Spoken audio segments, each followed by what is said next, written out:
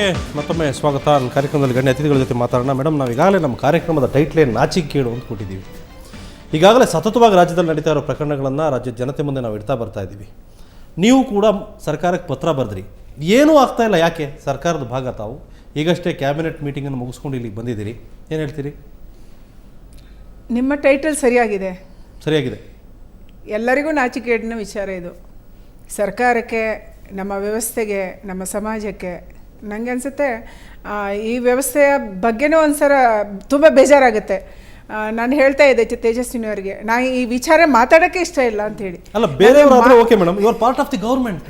ನೀವು ಈ ಸರ್ಕಾರದ ಒಬ್ಬ ಮಂತ್ರಿ, ನೀವು ಲೆಟರ್ ಬರೆದು ಕೇಳ್ಕೊತಾ ಇದ್ದೀರಿ ಮಹಿಳೆಯರಿಗೆ ಏನಾದ್ರು ಮಾಡಿ ಅಂತ. ಈಗ ಹೇಳ್ತಾ ಇದ್ದೀರಿ ನನಗೆ ಮಾತಾಡೋಕೆ ನಾಚಿಕೆ ಆಗುತ್ತೆ ಅಂತ. ಯಾಕೆಂದ್ರೆ ಏನೂ ಆಗ್ತಿಲ್ವಲ್ಲ, ನಾವೇನು ಮಾಡಿದ್ದೀವಿ? ಹಾಗಾದ್ರೆ ನನ್ನ ಲೆಟ್ರ್ ಹೋಯ್ತು, ಸರಿಯಪ್ಪ, ಒಬ್ಬರು ಲೆಟ್ರ್ ಸಿಕ್ಕಿಲ್ಲ ಅಂತಾರೆ, ಇನ್ನೊಬ್ರು ಲೆಟ್ರು ನೋಡಿಲ್ಲ ಅಂತಾರೆ. ಅಂದ್ರೆ ಏನು ನಿಮ್ಮ ಕಾಳಜಿ ಏನು ಅಂತ ನನ್ನ ಮುಖ್ಯವಾದ ಪ್ರಶ್ನೆ. ಮೂಲಭೂತ ಪ್ರಶ್ನೆಗೆ ಉತ್ತರ ಸಿಕ್ಕಿಲ್ಲ. ತಮ್ಮ ಸರ್ಕಾರಕ್ಕೆ ಮಹಿಳೆಯರ ಬಗ್ಗೆ ಕಾಳಜಿ ಇಲ್ಲ. ಒಬ್ಬ ಕ್ಯಾಬಿನೆಟ್ ಸಚಿವ ಬರೆದ ಪತ್ರ ನಿಮಗೆ ಸಿಗಲ್ಲ ಅನ್ನುವಂಥದ್ದನ್ನು ನೀವು ತೋರಿಸ್ತಾ ಇದ್ದೀರಿ ಅಂದರೆ ನಿಜವಾಗ್ಲೂ ನನಗೆ ಅರ್ಥ ಆಗ್ತಾ ಇಲ್ಲ. ಎರಡನೇ, ಆ ವಿಚಾರ ಬಿಟ್ಬಿಡೋಣ, ರಾಜಕೀಯ ಇದಕ್ಕೆ ಹೆಚ್ಚು ಬೆರೆಸಬಾರ್ದು. ನಾನು ಮಧ್ಯಾಹ್ನ ಮಾತಾಡುವಾಗಲೂ ಪ್ರೆಸ್ ಅವ್ರ ಹತ್ರ ಹೇಳಿದೆ, ನಾನು ಇದು ಮಹಿಳೆಯರ ವಿಚಾರದಲ್ಲಿ ರಾಜಕೀಯ ಬೆರೆಸಲ್ಲ, ರಾಜಕೀಯ ಮಾತಾಡಲ್ಲ ಅಂಥೇಳಿ. ಯಾರು ಏನು ಮಾಡಿದ್ರು ಮುಖ್ಯ ಅಲ್ಲ. ಆದರೆ ಇವತ್ತು ನಮ್ಮ ಮಹಿಳೆಯರಿಗೆ ಆಗ್ತಾ ಇರುವಂಥ ಅನ್ಯಾಯವನ್ನು ತಡೆಯೋಕ್ಕೆ ನಾವು ಏನು ಮಾಡಬೇಕು, ಒಟ್ಟಾರೆಯಾಗಿ ಏನು ಮಾಡಬೇಕು ಅನ್ನೋಂಥದ್ದನ್ನು ಪೂರ್ಣ ಯೋಚನೆ ಮಾಡಬೇಕು ಅಂತ. ಈಗ ಪಾಲಿಟಿಕ್ಸ್ ಹೇಗಾಗುತ್ತೆ ಅಂದರೆ, ಕಾಂಗ್ರೆಸ್ನವ್ರು ಏನಾದರೂ ಅದಕ್ಕೆ ರಿಯಾಕ್ಟ್ ಮಾಡಿದಾಗ ಅಥವಾ JDSನವ್ರು ಏನಾದರೂ ಅದ್ರ ಬಗ್ಗೆ ಮಾತಾಡಿದಾಗ, ಈಗ ಸರ್ಕಾರ ಏನಾಗುತ್ತೆ ಅಂದರೆ ಇಲ್ಲಿ ರಾಜಕೀಯದ ಪ್ರಶ್ನೆನೇ ಬರಲ್ಲ. ಅಲ್ಲಿ ಸರ್ಕಾರ ಆ್ಯಕ್ಟ್ ಮಾಡಬೇಕು.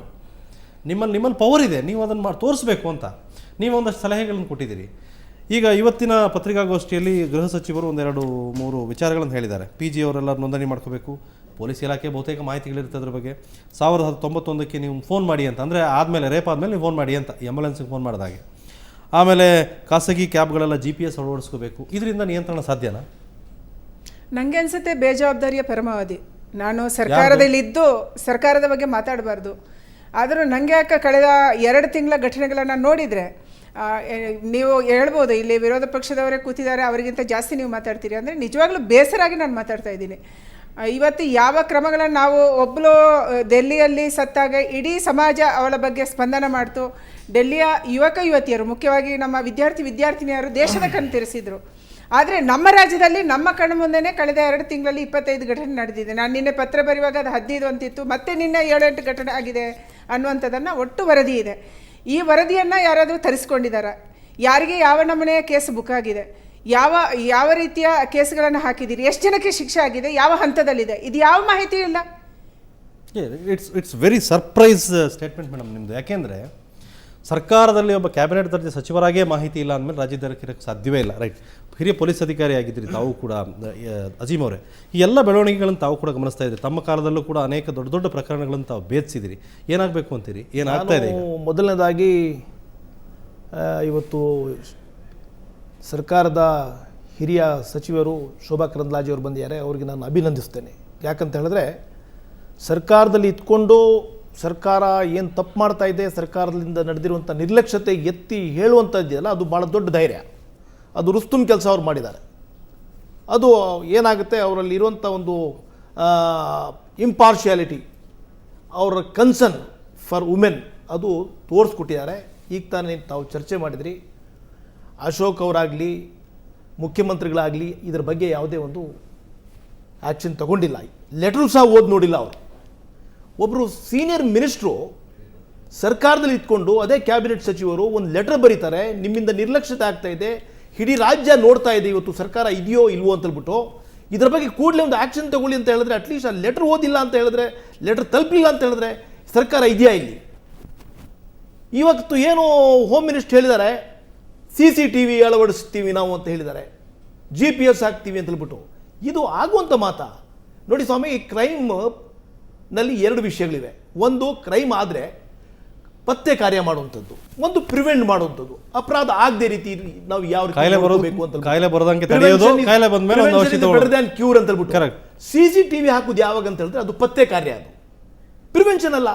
ನೀವು ಕೃತ್ಯ ಆದಮೇಲೆ ಅದರಲ್ಲಿ ಏನಾಗುತ್ತೆ, ಅದು CCTV ರೆಕಾರ್ಡ್ ಮಾಡುತ್ತೆ, ಯಾರು ಮಾಡಿರ್ಬೋದು ಅಂತ ಹೇಳ್ಬಿಟ್ಟು ಇನ್ವೆಸ್ಟಿಗೇಷನ್ ಮಾಡಕ್ಕೆ ಹೊರಟಿದ್ರೆ ನೀವು. ಇವತ್ತು ಇಡೀ ಭಾರತ ದೇಶದಲ್ಲಿ ಒಂದು ಕೂಗು ಏನಂತ ಹೇಳಿದ್ರೆ, ಇಂಥ ಅತ್ಯಾಚಾರಗಳು ನಮ್ಮ ದೇಶದಲ್ಲಿ ಆಗಬಾರ್ದು, ಅದಕ್ಕೆ ಪ್ರಿವೆಂಟ್ ಮಾಡೋದು ಹೇಗೆ ಅಂತ ಹೇಳ್ಬಿಟ್ಟು. ಇವತ್ತು ಏನಾರ ಒಂದು ಇಂಥ ಘಟನೆ ನಡೆದಾಗ ಜನ ಯಾರಿಗೆ ಬ್ಲೇಮ್ ಮಾಡ್ತಾರೆ ಅಂತ ಹೇಳಿದ್ರೆ 2 ಏಜೆನ್ಸೀಸ್ಗಳಿವೆ ನಮ್ಮಲ್ಲಿ. ಒಂದು ಲಾ ಎನ್ಫೋರ್ಸಿಂಗ್ ಏಜೆನ್ಸಿ, ಒಂದು ಲಾ ಮೇಕಿಂಗ್ ಏಜೆನ್ಸಿ. ಲಾ ಎನ್ಫೋರ್ಸಿಂಗ್ ಏಜೆನ್ಸಿ ಯಾರು? ಪೊಲೀಸು. ಲಾ ಮೇಕಿಂಗ್ ಏಜೆನ್ಸಿ ಯಾರು? ಲೆಜಿಸ್ಲೇಟರ್ಸ್. ನೀವು ಇವತ್ತು ಅಲ್ಲಿ ಸೆಂಟ್ರಲ್ ಗವರ್ಮೆಂಟ್ ಇಂದ ನಿಮ್ಮ ಸಲಹೆ ಸೂಚನೆಗಳಿಗೆ ನಮ್ಗೆ ಕಳಿಸ್ಕೊಡಿ ಅಂತ ಹೇಳ್ಬಿಟ್ಟು ಲೆಟರ್ ಬರೆದ್ರೆ ಇವರು ಆ ಲೆಟರ್ ಹಾಗೆ ಮಡಿಕೊಂಡು ಕೂತಿದ್ದಾರೆ. ಸೆಷನ್ ಕರಿಬೇಕು. ನೀವು ಲೆಜಿಸ್ಲೇಟರ್ ಮಾಡಬೇಕಾದ್ರೆ ಲೆಜಿಸ್ಲೇಟರ್ ಮಾತನಾಡೋದು ಜಾಗ ಯಾವುದು ಅಂತ ಹೇಳಿದ್ರೆ that is A session. Right sir. ವಿಧಾನ ಪರಿಷತ್ ಆಗಿರ್ಬೋದು, ವಿಧಾನಸಭೆ ಆಗಿರ್ಬೋದು, ಅಲ್ಲಿ ಕೂತ್ಕೊಂಡು ನೀವು ಚರ್ಚೆ ಮಾಡಿ ಏನ್ ಮಾಡ್ಬೇಕು, ಕೂಡಲೇ ಆಕ್ಷನ್ ಪ್ಲಾನ್ ಆಗ್ಬೇಕಲ್ಲ. ಸೀರಿಯಸ್ನೆಸ್ ಇದ್ರೆ ಅದೆಲ್ಲ ಆಗುತ್ತೆ. ಜನರಿಗೆ ಒಂದು ಮೆಸೇಜ್ ಕೊಡ್ಬೇಕಲ್ಲ. ಅದು ಬಿಡಿ, ನೀವು ಒಂದು 25 ಘಟನೆಗಳು ನಡೆದಿವೆ. ಇದು 15-16 ದಿವಸಗಳಲ್ಲಿ ಎಲ್ಲಾ ಕಡೆ ಇದೇ ಒಂದು ಸಬ್ಜೆಕ್ಟ್ ಡಿಸ್ಕಷನ್ ಇದೆ. ಇಂಥ ಕೃತ್ಯ ನಡೆದಾಗ ಹೋಮ್ ಮಿನಿಸ್ಟ್ರಿ ಇವತ್ತು ಒಂದು ಸತಿ ಆ ಸ್ಥಳಕ್ಕೆ ವಿಸಿಟ್ ಮಾಡಿದ್ರೆ ಅವ್ರ ಕನ್ಸರ್ನ್ ನಾವೆಲ್ಲ ಅಪ್ರಿಷಿಯೇಟ್ ಮಾಡ್ತಾ ಇದ್ವಿ. Right sir. Right madam. Hameed, ಇದೇನು ಗೊತ್ತಾ, ರಾಜಕಾರಣ ಇದರಲ್ಲಿ ಯಾರು ಬೆರೆಸೋ ಅವಶ್ಯಕತೆ ಇಲ್ಲ. ಇದು ರಾಜಕೀಯನೇ ಅಲ್ಲ. ಯಾಕಂದರೆ ಎಲ್ಲ ಪಕ್ಷಗಳಲ್ಲೂ ಯಾರೇ ಪುರುಷರಿದ್ದಾಗಲೂ ಕೂಡ ಮಹಿಳೆಯರ ಮೇಲೆ ನಡೆಯುವ ದೌರ್ಜನ್ಯವನ್ನು ತಡೆದಿಲ್ಲ. ಶೋಭಾ ಕರಂದ್ಲಾಜೆಯವರನ್ನು ನಾನು ಪ್ರತಿಪಕ್ಷದಲ್ಲಿದ್ದು ತೀವ್ರ ಹೋರಾಟ ಮಾಡ್ತಾ ಇದ್ವಿ ಯಡಿಯೂರಪ್ಪನವರ ವಿರುದ್ಧ. ಅಂಥ ಸಂದರ್ಭದಲ್ಲಿ ರೆಡ್ಡಿ ಸಹೋದರರ ಒತ್ತಾಯಕ್ಕೆ ಮಣಿದು ಶೋಭಾ ಕರಂದ್ಲಾಜೆಯವರು ಏಕೈಕ ಮಹಿಳಾ ಸಚಿವರಾಗಿ ಕ್ಯಾಬಿನೆಟಲ್ಲಿದ್ದವ್ರನ್ನ ತೆಗೆಯುವಂಥ ಸನ್ನಿವೇಶ ಬಂತು. ಅಲ್ಲಿ ಸರ್ಕಾರ ತಂದವ್ರು ನಾವಲ್ಲ. ಸರ್ಕಾರ ಬಿಜೆಪಿ ಬೆಂಬಲಿತ ಸರ್ಕಾರದಲ್ಲಿ ಅವರ ರೈಟ್ ಒಂದು ಹೆಣ್ಣು ಮಗಳಿಗೆ ಕೊಟ್ಟರು. ಒಂದೇ ಹೆಣ್ಣು ಮಗಳಿಗೆ ಕೊಟ್ಟಿದ್ದು. ಹೆಣ್ಣು ಮಕ್ಕಳ ಮೇಲೆ ಎತ್ಕಟ್ತಾರೆ. ಮತ್ತೆ ತೆಗೆಯುವ ವಿಷಯ ಬಂದರೆ ಇವಾಗ ಯಡಿಯೂರಪ್ಪನವ್ರಿಗೆ ಬೇಕಾದಷ್ಟು ಜನ ಅನುಯಾಯಿಗಳಿದ್ರು. ಶೋಭಾ ಅವ್ರನ್ನ ಯಾಕೆ ಟಾರ್ಗೆಟ್ ಮಾಡಿದ್ರು? ಭಾಗ 1, ಭಾಗ 2 ನನ್ನ ಮೇಲೆ ನಮ್ಮ ಪಕ್ಷದ ಸಭೆಯಲ್ಲೇ ಬಟ್ಟೆ ಎಳೆದ್ರು. ಖಂಡನೆ ಮಾಡೋದಿಲ್ಲ. ಇವ್ರು ಯಾವ ರಕ್ಷಣೆಯನ್ನ ಕೊಡ್ತಾರೆ ಇವರು ಸಮಾಜಕ್ಕೆ? ಅಧಿಕಾರ ಯಾಕೆ ಬೇಕು? ಸಹೋದ್ಯೋಗಿ ಮಹಿಳೆಯರನ್ನ ಅಥವಾ ತಾಯಂದಿರನ್ನ, ಸಹೋದರಿಯರನ್ನ ರಕ್ಷಣೆ ಮಾಡಲಾಗದಂತ ಪುರುಷ ಮನಸ್ಸುಗಳಿರುವಂತವರಿಗೆ ರಾಜಕೀಯ ಅಧಿಕಾರ ಯಾಕೆ ಬೇಕು? ಅಧಿಕಾರ ರಿಯಲ್ ಎಸ್ಟೇಟ್ ಮಾಡಕ್ಕೆ, ಮೈನಿಂಗ್ ಮಾಡಕ್ಕೆ, ಕೊಳ್ಳೆ ಹೊಡೆಯಕ್ಕೆ ಅಧಿಕಾರ ಬೇಕಾ?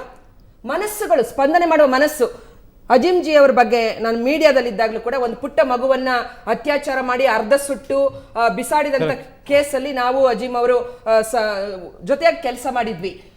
ಯಾಕಂದ್ರೆ ನಮ್ಗೆ ಕನ್ಸರ್ನ್ ಇದೆ. ಅವ್ರು ಯಾವುದೇ ಫೀಲ್ಡ್ ಅಲ್ಲಿ ಇರಲಿ, ಅಂತವ್ರ ಬಗ್ಗೆ ಗೌರವ ಇದೆ ನಮಗೆ. ನಾವ್ಯಾರು ಅಸಹಾಯಕ ಹೆಣ್ಣುಮಗಳಲ್ಲ. ಶೋಭಾ ಅವರು ಹೇಳಿದ್ರು, ನಾನು ಅದನ್ನೇ ಹೇಳಿದ್ದು. ನಾವ್ಯಾರು ಅಸಹಾಯಕ ಹೆಣ್ಣುಮಗಳಲ್ಲ. ನಮಗೆ ಅತ್ಯಾಚಾರ ಆದ್ಮೇಲೆ ಅಯ್ಯೋ ಅತ್ಯಾಚಾರ ಆಗ್ತಾ ಇದೆ ಆ ರೀತಿ ಫೋಟೋಗಳೇ ತೋರಿಸ್ಬೇಕಾದ ಅವಶ್ಯಕತೆ ಇಲ್ಲ. ಯಾರು ಅತ್ಯಾಚಾರ ಮಾಡ್ತಾರೆ, ಹೆಣ್ಣು ಮಕ್ಕಳನ್ನ ಮುಟ್ತಾರೆ, ಅವನು ಹುಟ್ಟಿ ಬಂದಿದ್ದು ಒಬ್ಬ ತಾಯಿ ಗರ್ಭದಿಂದ.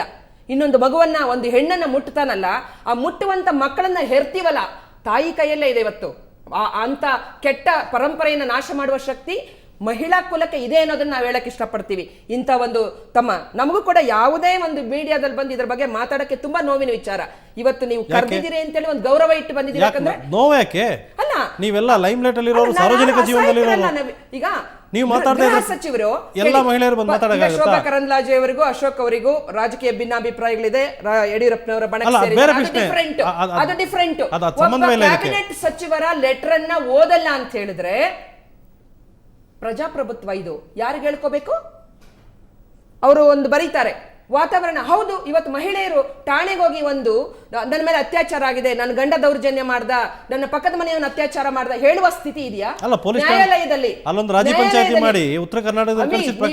ಇವತ್ತು ನೋಡಿದ್ರಿ, ನ್ಯಾಯಾಲಯದಲ್ಲಿ ಅತ್ಯಾಚಾರದ ಪ್ರಕರಣಗಳನ್ನ ಡೀಲ್ ಮಾಡುವಾಗ ಪುರುಷ ವಕೀಲರು, ನಮ್ಮ ಸಹೋದರಿ ಮಾತಾಡ್ತಾರೆ, ಎಂಥ ಒಂದು ಪರಂಪರೆ. ಅದರಲ್ಲೂ ಕೂಡ ತುಂಬಾ ಬದಲಾವಣೆಗಳನ್ನು ತರಬೇಕು. ಅತ್ಯಾಚಾರ ಎಷ್ಟೊತ್ತು ನಡೀತು, ಯಾವ ರೀತಿ ನಡೆಸ್ತಾ, ನಡೆಯುವಾಗ ಯಾವ ರೀತಿ ಇತ್ತು? ಒಬ್ಬ ಮಹಿಳೆ ನಿಮ್ಮ ತಾಯಿ ಆ ಜಾಗದಲ್ಲಿದ್ರೆ ಆ ರೀತಿ ಪ್ರಶ್ನೆಗಳನ್ನ ಕೇಳ್ತೀರಾ?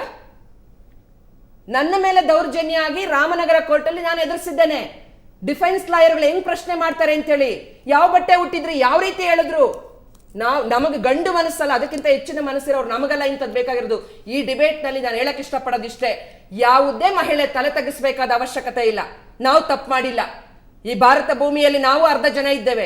ನಾವಿಲ್ಲದೆ ನೀವಿಲ್ಲ. ಒಬ್ಬ ತಾಯಿ ಇಲ್ಲದೆ ಒಬ್ಬ ಮಗ ಹುಟ್ಟೋದಿಲ್ಲ. ಆದ ಕಾರಣ ಮಹಿಳೆಯನ್ನ ನೋಡುವ ದೃಷ್ಟಿಕೋನ ಬದಲಾಗಬೇಕು.